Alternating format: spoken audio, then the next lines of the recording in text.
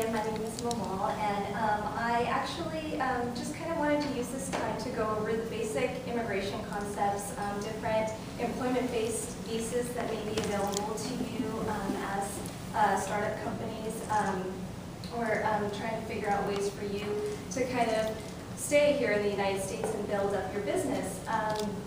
Now, it requires a little bit of strategic thinking, and so this is the reason this is kind of more of a basic overview of different options available, just so you can try to figure out maybe where you might fit in and help you, strategize a way for you to stay here in the United States for the long run.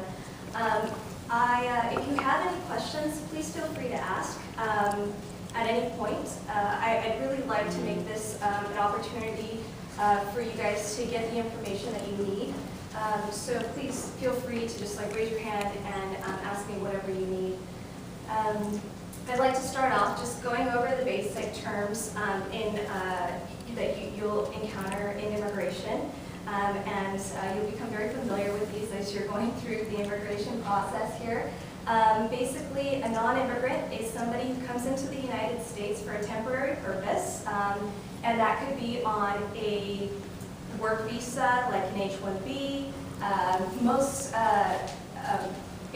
work visas are non-immigrant visas. So you basically tell the U.S. government you're only coming here for a temporary purpose and for a temporary time. Now, immigrant is somebody who eventually wants to stay in the United States and live here permanently. The important thing to remember about this is a non-immigrant has the intent to go back to their home country versus an immigrant who intends to stay in the United States. And that's very important when you come to the border and you're talking to the Customs Border Patrol agent and they're asking you what your purpose here in the United States is. If you have a non-immigrant visa and you tell them that you are thinking about applying for a green card or wanting to stay here permanently, you will be denied entry into the United States. Your intention has to be that you are going to be returning to your home country. So it's very, very important to make sure your intention is clear when you're at the border, and they will question you when you get there. So lawful permanent resident is somebody who eventually goes through the process to obtain a green card. You have unlimited, restriction-free work authorization in the United States. You can live here for as long as you like, as long as you maintain your status. You don't commit any crimes that make you deportable or anything like that. And then I'd like to explain to you guys the difference between a visa and your status here in the United States. I get a lot of questions about this, saying, oh, my visa's about to expire, what am I going to do? Well, the visa is a document that's attached to your passport that you get abroad from either the U.S. Embassy or consulate that you go to. It's affixed to your passport. It's what gives you authorization to fly across the ocean and come here and seek admission into the United States. And that visa can be given in different categories: visitor visa, H-1B visa, investor visas, different things like that. So that is just a document that allows you to come and actually seek permission to enter the United States. Now, once you're at the border, they give you what I have on the corner there. It's an I-94 card. It's your arrival departure card.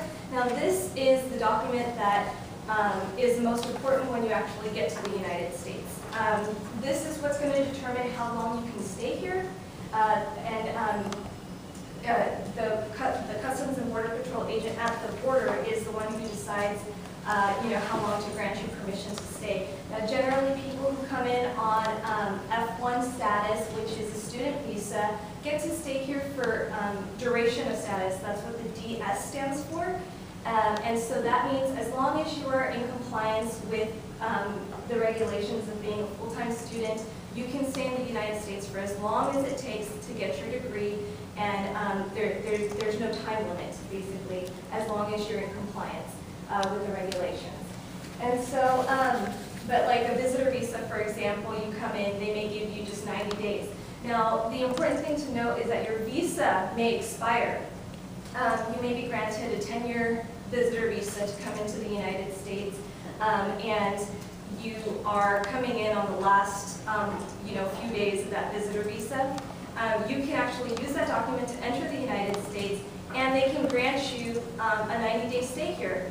And even though your visa is expired, your status in the United States is valid as long as you have that I-94 card telling you how long you can stay here. So specific issues related to startups at this point are, issues because you guys are so new. You will have a hard time filing and sponsoring employees for visas, just generally because you have to prove to the government that you are a legitimate company. And so a lot of the times you don't have documentation because you're so new to prove that you have revenue, that you have information about yourself on the web, that you have, you've paid taxes in the past, so that there is kind of like a history or background to your company to prove to them that you're a legitimate company. It's not like you're working out of a garage. And there's a lot of fraud that's involved, and so that's why smaller businesses are given a lot more scrutiny throughout the process.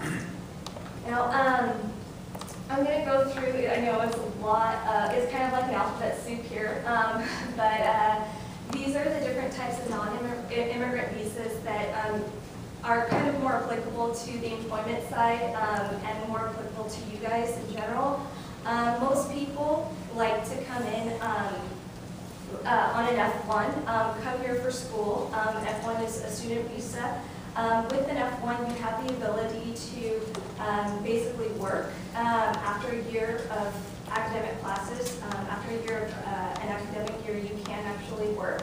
And then after your program is completed, and I'll go into a little bit more detail about this, you get 12 months of what's called optional practical training, in which you can work, and a lot of people use that time to actually set up their startup companies, because you can work for yourself during this time.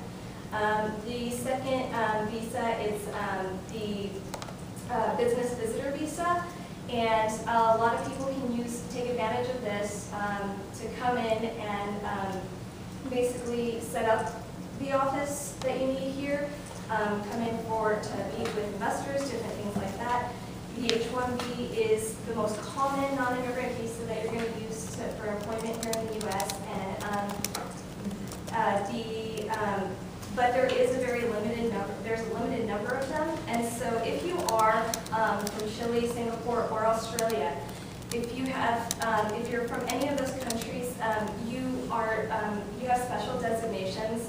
You can apply for what's called an H-1B1 or an E3. It's the same kind of thing as an H-1B, but the cap doesn't really run out on these. There's an unlimited number. Well, there's not unlimited number, but they rarely get used. So that's probably a better option for you than going for like an H-1B, for example, because the numbers just might not be there. The visas might not be. There might not be enough visas for you to actually obtain one. So if you're from any of those three countries, you have an alternative method to get a working visa. Now, a lot of people may be interested in setting up a business, and so you're investing money, and in that case, you might be able to get what's called an E2 treaty investor visa. That is with countries that have bilateral investment treaties with the United States. There's a whole list of countries that have treaties with the U.S., and you just have to make sure that your country is on that list, and that might be a viable way for you to be able to stay in the United States and set up your business. The O1 is for people with extraordinary abilities in their field. They're very hard to obtain. If you are world-renowned somehow or famous in your country, in your field, or in the United States, then this might be a very good option for you, but they're very few and hard to obtain. So, if you think you might be eligible for something like that, feel free to come talk to me a little later, and we can go through that. But I'm not going to go through all the requirements for that on this. Also, what's also available is a TN visa for Canadians and Mexicans. That also is a nice the restrictions are a little bit less restrict, I guess, than the H-1B for people from Canada and Mexico. And the application procedure is a lot easier. You can actually just come to the border with your application, submit the paperwork, and be able to come in as long as you meet all the requirements. So, you know, if you're from Canada and Mexico, that might be a good option for you. I'd like to go over a little bit about the F1 work options available, because a lot of people take the route of coming in as students and then eventually starting their own companies and trying to get jobs after they get out of school. So, because a lot of these visas require you to have a bachelor's or higher. So a lot of people just, you know, come in and get their bachelor's and then continue on their way through the immigration process. So I'd like to spend a little bit of time kind of talking about that. Is anybody here actually on an F1? Yeah. Okay. Thinking about it? We are old people already. Okay. Well, then I'll try not to spend too much time on this. But I just this might be an option down the road if you know, you're kind of stuck in a hard place and trying to figure out a way to kind of stay and figure out a way to open up your company here. So you're allowed usually 12 months of work authorization after you finish your training. The work has to be related to the degree that you, your degree program that you graduated in. And you can't have more than 90 days of unemployment, so you can go from job to job. You just can't have an approved 90 days of unemployment. You need to let your school know where you are working, because they update your system. As I mentioned before, with the F1, you're here, you have an unlimited amount of time that you can stay here as long as you kind of meet the requirements and your duration of stay here. So as long as you update, the school will update the CETA system, which is what kind of keeps track of you while you're in the United States as a student, to let them know where you're working, just so that the government knows that you can stay here still.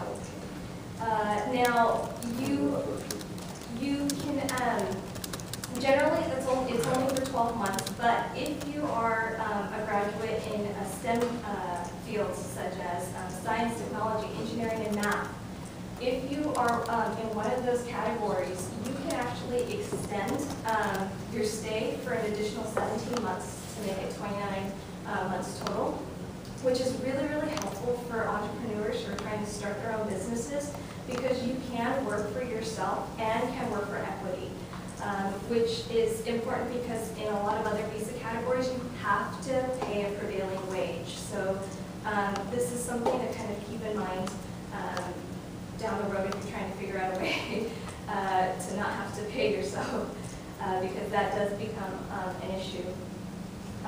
Now, curriculum practical training is something that you can do while you're in school, and it's also an opportunity for you to be able to work. It has to be approved by your school again, and if you use up, and this is actually while you're in school, so if you use up a year of curriculum practical training, you forfeit your the 12 months after you graduate. So I'd like to talk a little bit about the H-1B specialty applications. As I mentioned, they're the most common work authorized non-immigrant visa in the United States. This is like what everybody tries to get, and there's a mad rush April 1st to try to file. And they have a limited number. There's an annual cap of $65,000 every year, and the fiscal year, which allows you to actually begin to work, is in October. But you can start filing in April 1st of the year. So, for example, this year, if you wanted to apply, you would have applied April of 2012 for the start of the fiscal year, October 1st, 2013. And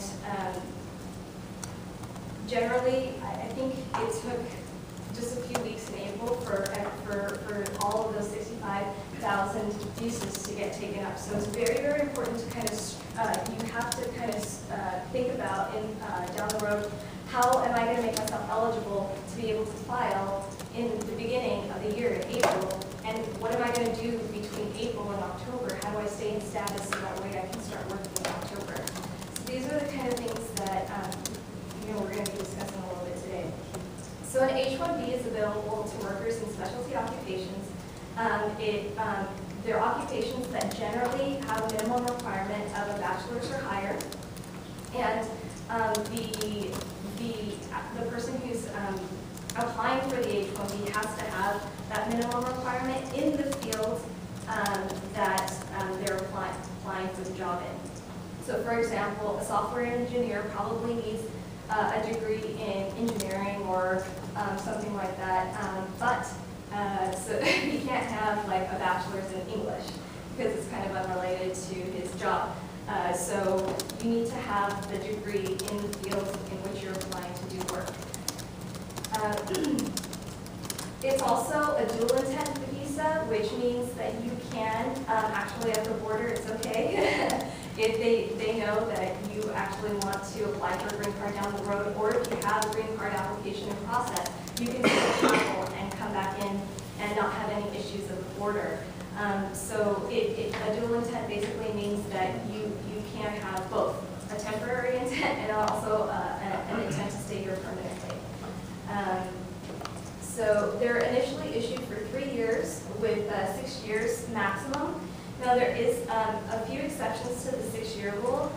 Basically, if an employer sponsors you for a green card 1 year before your H-1B expires, so your 5th year of H-1B, if an employer sponsors you for a green card, you basically can extend your H-1B visa until your visa becomes available. And so, or what you can do is leave the country for a year, and then a full year. It has to be a full year outside of the United States, and then come back. If an employer sponsors you for an H-1B, you can then get a whole brand new 6 years. So that's basically how that works. And the really nice thing, as I'll explain to you in a little bit, about the fact that you can extend your visa until you can extend your H-1B if you've applied for a green card until a visa becomes available, is because there are backlogs of years and years. I mean, up to 10 years for some countries to obtain your green card through an employer. So that really becomes handy for people from countries like China, India, Philippines. So that's really, really an important thing and a nice part of the H-1B process. So a lot of people like to use the F1 and then switch over to an H-1B. Now, because of the limited filing season, as I mentioned before, because there's only a few H-1Bs available, the filing season is generally in the very beginning of April, and you can start filing April 1st. And at the time that you apply for the H-1B, you have to actually be eligible for it. So again, you have to have that degree. But I'll get into that in just a second. But you can't begin work once you get an H-1B until October of that fiscal year. So a lot of people kind of get into the problem where they're on OPT. They've for 12 months. They graduate in June. So then their OPT starts. It expires in June, and in April you have to file for your H-1B. So what do you do then if your status basically expires in June and you can't work until October? The regulations have kind of fixed this problem, and so basically, as long as you file for an H-1B before your F1 expires, before your OPT expires, then your work authorization and your status is extended until the end of the fiscal year. So you can basically work until October 1st. I gotten a bunch of calls earlier on in the year regarding this, so it's important to note. Now, there are certain ways to kind of get out of that cap in terms of obtaining an H-1B visa, even though the cap is either filled. So you can actually try to get work. If you've had an H-1B within the last 6 years, you've been counted towards the cap already, so you can go ahead and apply for a job, and there shouldn't be an issue, and you don't have to, there's no timing issue that you have to worry about either, because you don't have to worry about the cap. If you get a job at a university, a research organization, or a nonprofit organization, and this is also your own company, like if it's affiliated with the university, a research organization, or nonprofit, if you're able to set up your company's in-house nonprofit, you can hire workers, you can apply and be cap exempt. So if the cap is full, you know, you can still try to obtain an H-1B visa. There's different options. Another really nice thing to consider is the fact where if you're really kind of desperate and the cap is full for the year, as it is now, what you can do is get a job with a cap exempt organization, such as a university. You can work part-time, a few hours a week, just as long as they are able to sponsor you for that H-1B. And then get a job and have get a job with like a cap subject employer, or any normal company, and you can have that company sponsor you for H-1B. You're not subject to the cap as long as you maintain that employment with the cap exempt organization. So that's kind of a nice option, a nice kind of way around the system. But also, so challenges for you guys as startup companies is obviously the size of your company, and I'll talk about this in a second. It triggers the fraud profile for U.S. Citizenship and Immigration Services. It automatically just does, just because it's a small company, it's new, it triggers that. You're going to be under a lot more scrutiny, and there's going to be a lot more documentation that you're going to need in order to kind of prove the legitimacy of your company. Funding issues. A lot of companies, you know, you're starting up, you don't have a lot of money in the bank. But for an H-1B, you have to pay a prevailing wage. You have to pay the wage that you would normally, a U.S. worker, for example, in your geographic region, you know, who has the level of expertise that you're actually hiring a person for. So you have to pay the prevailing wage, and there's ways to look that up. I'll be more than happy to discuss that later. Positions like managers and executives, a lot of you guys are going to be like CEOs of your own companies. Now, this can be a problem because, as I mentioned before, the job has to require a bachelor's or a higher degree, and the government has kind of taken a position where like executives and managers don't necessarily require that. That's not a requirement. Sometimes they just have really great business acumen, you know. As opposed to like an accountant or somebody who definitely needs a degree. So that becomes a problem of having to prove that you know, this certain position requires the education, you know, bachelor's level degree or higher, or because your company is so small, why do you even need you know, this type of position? So you kind of have to be able to articulate why your small little company would need, you know, a director of marketing, for example.